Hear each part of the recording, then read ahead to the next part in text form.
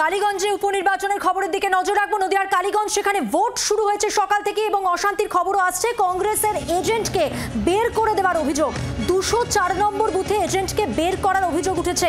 অনন্তপুরেও এজেন্টকে বের করে দেওয়ার অভিযোগ। তৃণমূলের বিরুদ্ধে অভিযোগ কংগ্রেসের, যদিও কংগ্রেসের অভিযোগ অস্বীকার তৃণমূলের। সকাল থেকে এখানে ভোট গ্রহণ শুরু হয়েছে। কংগ্রেস প্রার্থী কি বলছেন, কি অভিযোগ শোনাবো। ভালো ভোট হবে, পিসফুল ভোট হবে এবং আমি আশাবাদী আমি জিতবো ইনশাল্লাহ।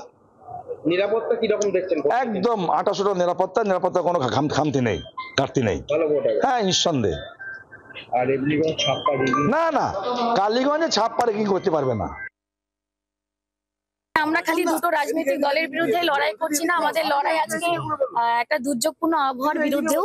আমরা চেষ্টা করছি ভোটের পার্সেন্টেজ যাতে আরো বাড়ানো যায়। সমস্ত রকম অ্যারেঞ্জমেন্ট আমাদের নেতৃত্বরা করছে। বিজেপি এজেন্ট বসাতে পারছে না, সেটা তো আমাদের দোষ নেই। বিজেপির উচিত, আমরা যেরকম মাটি কামড়ে সংগঠনকে শক্তিশালী করেছি, আমাদের প্রত্যেকটা বুথে বুথে এজেন্ট আছে, সংগঠনের কাজ করুক।